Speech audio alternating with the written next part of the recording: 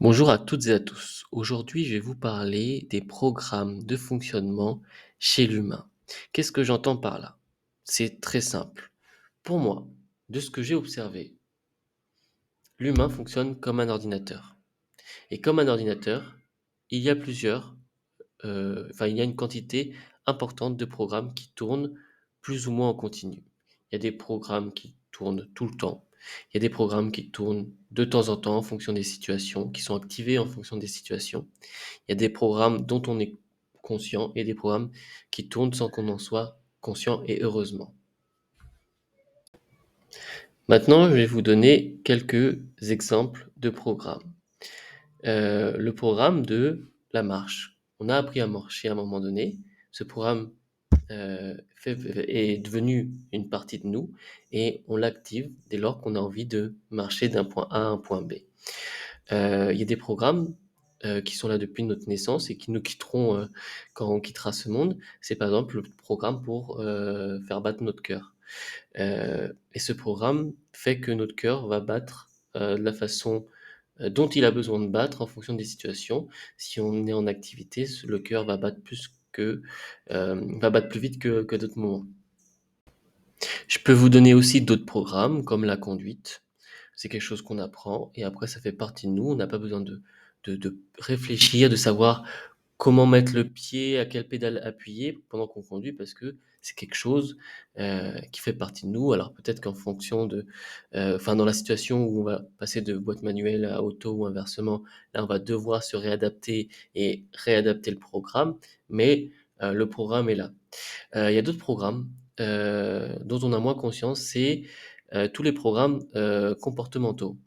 Par exemple, on va vivre une certaine situation et on va réagir d'une certaine façon. C'est aussi un programme. Par exemple, je sais pas, euh, on nous donne une claque, on s'énerve et on veut se battre, par exemple. C'est un programme.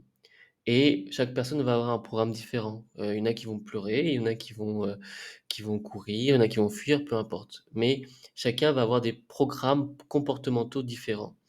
Et ça aussi, ce sont des programmes et il faut le comprendre et l'intégrer. Comment se construisent ces programmes? Alors ça va dépendre. Pour le programme du fonctionnement du cœur, c'est quelque chose qui fait partie de l'humain. Il n'y a pas besoin d'y penser, il n'y a pas besoin d'agir dessus, ça fait partie de nous. Euh, Il n'y a rien à faire. Il y a des programmes où il y a besoin d'un apprentissage, comme celui de la conduite ou de la marche.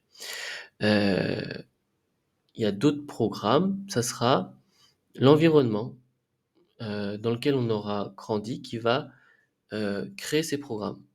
Les comportements, par exemple, qu'on a, ce sont des programmes qui vont être construits à partir de notre éducation, à partir de l'environnement dans lequel on a grandi, à partir de l'école, à partir de notre famille, à partir des copains-copines qu'on a eus, etc., etc. Donc, en fonction des programmes, ces programmes se construisent avec une origine différente. Mais moi, les programmes sur lesquels je veux vraiment parler, ça sera des programmes sur lesquels, des programmes qui ont été construits par l'environnement. Les programmes comportementaux, donc, qui ont été construits par l'environnement, qui nous ont été légués par notre environnement, sont des programmes qu'on n'a pas forcément choisis.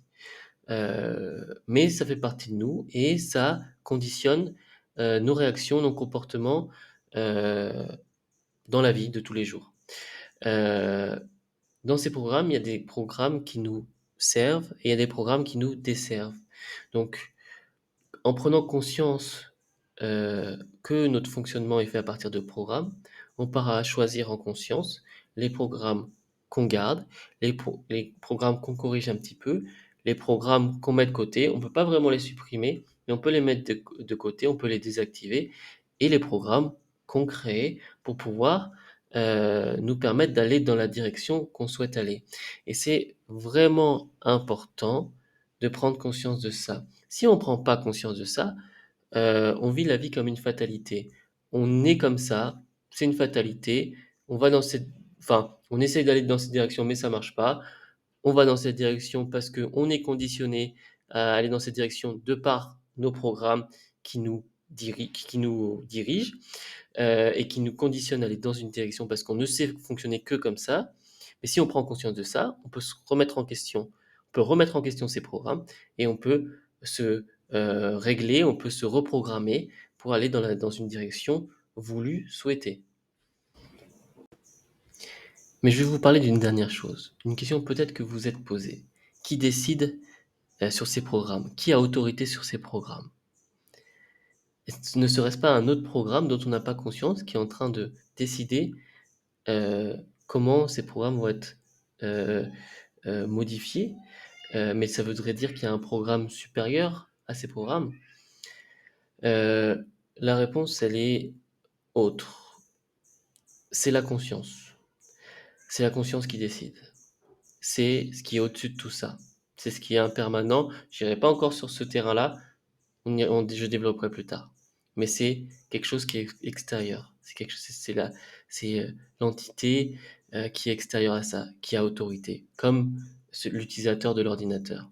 Cependant, celui qui n'a pas conscience de ça, qui croit qu'il est ses programmes, et ça, 95% des gens, voire plus, le croient, euh, et se confondent avec leurs programmes.